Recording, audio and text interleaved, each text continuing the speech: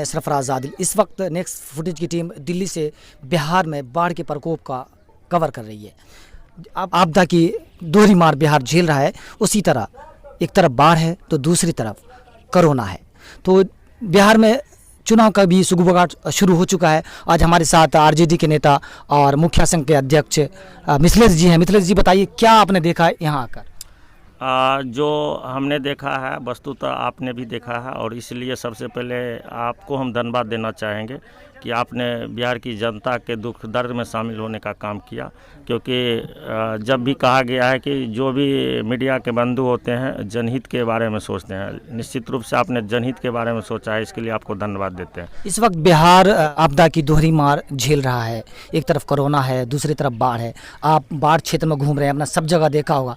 सरकार को क्या करना चाहिए और क्या कमी देखी सरकार की आपने? देखिए, ये सलखुआ ब्लॉक मुख्यालय के जस्ट बाजू का पंचायत है, और पूरा सलखुआ ब्लॉक जो है पूरा बाढ़ के कारण जलमग्न हो गया है। आप भी देख रहे हैं, हम लोग इस बार नाव पर बैठे हुए हैं, और बगल में आप देख रहे हैं कि हमारी माँ बहनें जो मंगल टोला निवासी हैं, सारा लोग किस स्थिति में जी रहा है। ये सुशासन बाबू की जो सरकार है, नीतीश कुमार की सरकार, इनसे मैं कहना चाहता हूँ निश्चित रूप से आप सुशासन बाबू हैं। अगर सुशासन बाबू आप हैं तो ऑन स्पॉट आइए, ग्राउंड लेवल पर आइए कि आपकी सुशासन कैसी सुशासन की सरकार है, आपको खुद पता चल जाएगा। आज जनता पूरा बाढ़ से त्राहिमाम कर रहा है, और सरकार की ओर से कोई भी बचाव और राहत कार्य नहीं चलाया जा रहा है। जबकि पिछले बार के अपेक्षा इस बार बाढ़ ज़्यादा आई है। हमने कोसी तटबंध के अंदर भी जाकर के कई गांवों का दौरा किया, वहां पे भी मीडिया के बंधु बहुत सहयोग दिया, लेकिन आज तक हम लोग संघर्ष कर रहे हैं। आज यहाँ भी देखिए, ब्लॉक मुख्यालय में जब इस तरह का पानी हो तो फिर बगल के जो पंचायत है या बगल के कोई गाँव जो होगा उसका क्या स्थिति बनी होगी। तो इस जो ये सुशासन बाबू है, ये जो डबल इंजन की सरकार है, और ये डबल इंजन की सरकार से मैं कहना चाहूँगा कि थोड़ा सा भी आप में मानवता है तो आप मानवता को बचाने के लिए कम से कम अपने प्रशासन को आदेश कीजिए कि यहाँ जो लोग डूब रहे हैं, मर रहे हैं, एक कोरोना जो वैश्विक महामारी के कारण आदमी अपना जान गंवा रहा है, दूसरा बाढ़ का प्रकोप हो गया, और आए दिन भीषण बारिश होती है, उसमें जो है ठनका से बहुत आदमी मारा जाता है। तो निश्चित रूप से बिहार पर बहुत बड़ा कहर उभर कर आया है। इसलिए हम चाहेंगे कि सरकार की तरफ से कि अविलंब जो है बाढ़ में जो अभी भास रहा है, लोग बाढ़ से बचाने के लिए तुरंत जिला प्रशासन को आदेश करें और बाढ़ राहत कार्य का तुरंत संचालन करें। नहीं तो हम लोग भी सोचे हैं, वैसे तो सोशल डिस्टेंसिंग का पालन होना अनिवार्य है, लेकिन पहले जान है तो जहान है। लेकिन हम लोग जान जोखिम में डालकर भी लोगों के बीच में जाते हैं, गरीब मजदूर के बीच में जाते हैं, लेकिन क्या करें, जनता ये सरकार जो है संवेदनहीनता की पूरी तरह से पराकाष्ठा पार कर चुकी है, और ये जो निर्लज की सरकार है, इससे कुछ कहा नहीं जा सकता है। ये सुशासन का जो दावा देता है, खोखला दावा देती है, और जनता तो जान रही है कि, लेकिन अभी जनता की मजबूरी है। लेकिन सारा जनता एग्रेसिव है 2020 के चुनाव में, आने वाला समय में, कि नीतीश कुमार को इस बार सबक सिखाना है। और नीतीश जी को भी अनुभव है कि वो सोच करके बिहार के जो जनता का मैंडेट है, बिहार का जो जनता का मनोभाव है, वो सोच करके थर्रा रही है कि आने वाला समय में बिहार में मेरा कैसा बुरा हाल होगी। और जनता भी कह रही है कि ठहरो, आने दो, 2020 की इलेक्शन आपकी पौवा कुर्सी को तोड़ दिया जाएगा। 2020 के इलेक्शन में नीतीश कुमार के उसको घमंड को तोड़ दिया जाएगा। लेकिन नीतीश कुमार की बात करें तो 5 साल पहले नीतीश कुमार ने कहा था 7 निश्चय योजना की बात कही थी, जिसके तहत आप जानते हैं कि क्या क्या आता, उसमें रोड भी है। तो क्या कहना चाहेंगे कि रोड बना, आप क्षेत्र में घूम रहे हैं, 7 निश्चय योजना में नीतीश कुमार ने क्या काम किया, ग्रामीण जो जमीनी स्तर पर क्या काम हुआ? 7 निश्चय योजना का हम निश्चित रूप से मुखिया हैं, उससे हमसे अनुभव बहुत कम लोगों को शेयर होगा। 7 निश्चय योजना पूरी तरह फ्लॉप है नीतीश सरकार की। ये तो पूरी तरह से लूट खसोट का योजना है।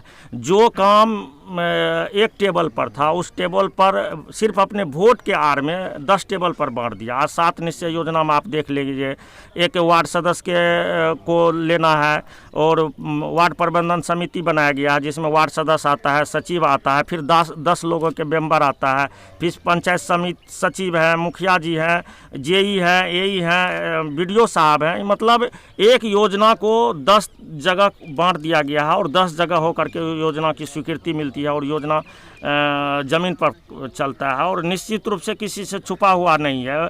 भले 2-4% जो मुखिया हो ईमानदारी से काम करता हो, लेकिन बिहार में हम जनप्रतिनिधि को भी बदनाम नहीं करना चाहते, लेकिन प्रश्न चिन्ह जरूर उन पर खड़ा करना चाहते हैं कि नीतीश का जो एक तो नीतीश जी का क्रियाकलाप बिल्कुल विफल है और जनप्रतिनिधि लोग भी जो 7 निश्चय का योजना चलाता है, योजना चलने तक और उसको क्रियान्वयन होने तक और जो फाइनल होता है योजना, वो इतना टेबल पर उसका पीसी बढ़ता है कि आते आते संवेदक बेचारा को क्या बचेगा जो काम करता है एजेंसी को, उसके बाद पटल पर क्या काम होगा, ये तो सोचने वाली बात है। इसको अनुभव से बताया जा सकता है।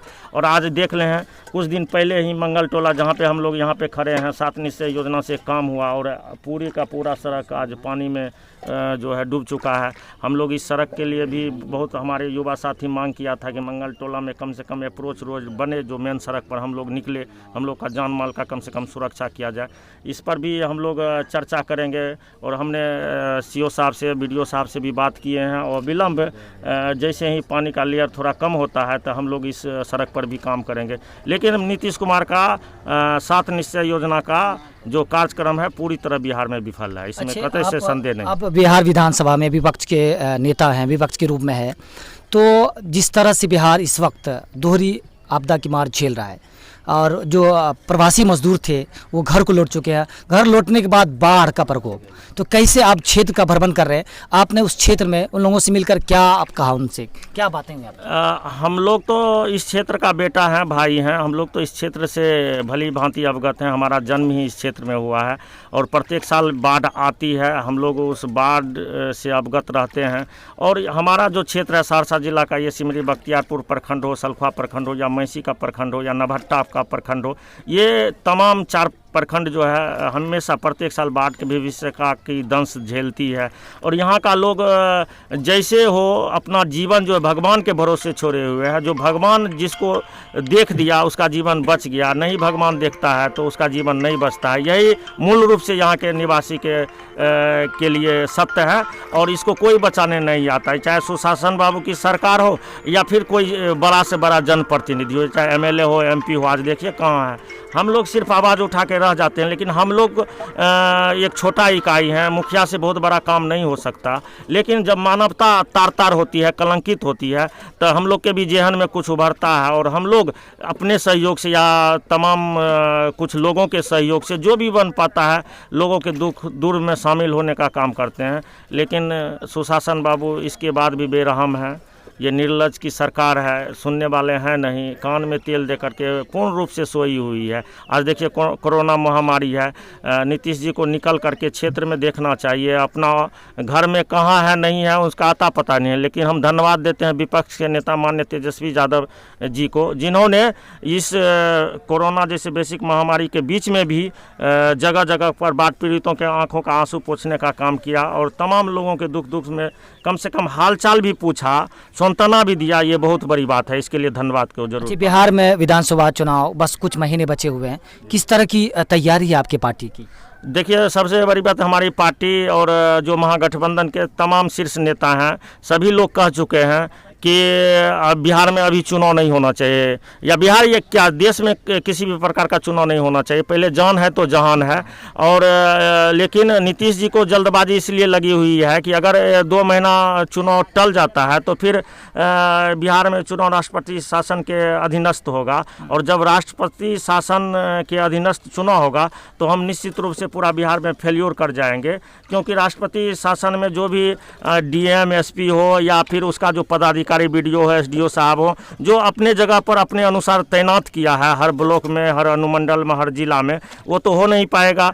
चुनाव आचार संहिता के अधीनस्थ जो है चुनाव आयोग के हाथ में पूरा अधिकार चला जाएगा। उस अधिकार के अधीनस्थ सभी लोगों का जो है सम्मान बराबर होगा और सभी लोगों का अधिकार जब बिहार के बराबर होगी तो जहाँ कहीं भी त्रुटि होगी तो लोग चुनाव आयोग के पास में जाएंगे और जब चुनाव आयोग के पास में लोग जाएंगे तो निश्चित रूप से उस पर कंसीडर करके चुनाव आयोग अपने अनुसार लोगों के जनहित के अनुसार काम बिहार में चुनाव करवाएंगे। तो नीतीश जी ये सोच करके डर रही है कि कहीं 2 महीना टल जाए तो बिहार में जब चुनाव होगा तो मेरा तो सफाया, वैसे भी मेरा सफाया और पूर्ण रूप से तब सफाया हो जाएगा। तो नीतीश जी सिर्फ को छोड़ करके, ये डबल इंजन की सरकार जो है उसको छोड़ करके तमाम लोग चाहता है कि पहले जान को बचाइए, उसके बाद चुनाव उसके बाद होना चाहिए। तो जी आप क्षेत्र का भ्रमण कर रहे हैं, बाढ़ इलाका है, आपदा कोरोना की मार झेल रहा है अब, तो अगर आपको पार्टी टिकट देती है तो आज जनता का आशीर्वाद होता है, तो इस क्षेत्र के लिए पहला ऐसा कौन सा काम होगा जो इंस्टेंट में ज़रूरी है, बिल्कुल ज़रूरी है?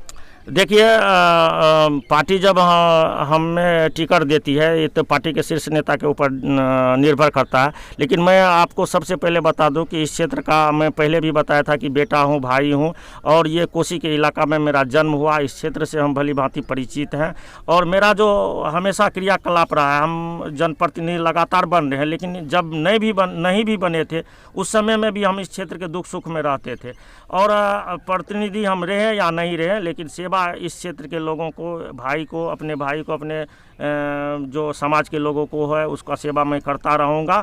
और जब कभी भी हमें मौका मिलेगा तो निश्चित रूप से इस क्षेत्र की सबसे बड़ी समस्या जो है नेपाल से जो पूर्वी तटबंध है वहाँ से लेकर के ये सलखुआ में जो सुलिस गेट है यहाँ तक एक मजबूत बांध बननी चाहिए और ये बांध पर जो 2 लाइन का सड़क होना चाहिए जो कोसी के इलाके के लाइफ लाइन है, और उसके बाद फिर जो पश्चिमी तटबंध है उस पर भी एक मजबूत बांध बननी चाहिए और वहाँ पे भी 2 लाइन का सड़क बनना चाहिए। और इस बीच में जो लोग हैं, जो अपना किसान, मजदूर, गरीब लोग जो जीवन बसर कर रहा है, हजारों करोड़ लाखों एकड़ ज़मीन है, उस ज़मीन को जोत आबाद करके अपना लोग जीवन बसर कर रहा है, उसके लिए जो है 2-3 पुल जो है कोसी नदी पर बनना अति आवश्यक है। जैसे डेंगराही का पुल हो, फिर राजनपुर घाट का पुल हो, ये सब पुल अगर बन जाती है तो निश्चित रूप से कोसी का इलाका जो है आज जो आज़ादी के बाद भी बद से बदतर ज़िंदगी जीने पर मजबूर है, ऐसा ज़िंदगी में थोड़ा सा परिवर्तन होगा, लोग खुशी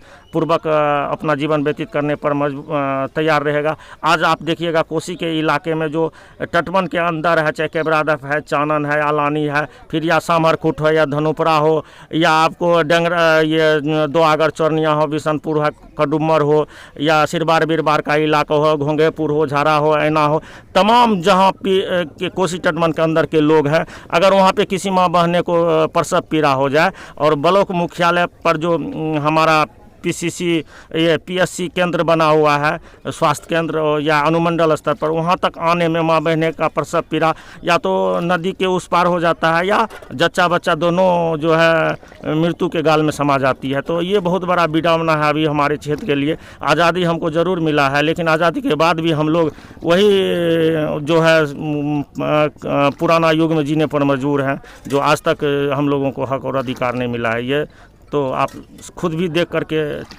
मतलब अंदेशा लगा सकते हैं। चलिए, तो नेक्स्ट फुटेज की शुभकामनाएं आपके साथ है कि आपको पार्टी टिकट दे और जनता आपका आशीर्वाद मिले। तो ये थे मुखिया संघ के अध्यक्ष मिथिलेश जी जो क्षेत्र का भ्रमण कर रहे हैं, क्योंकि ये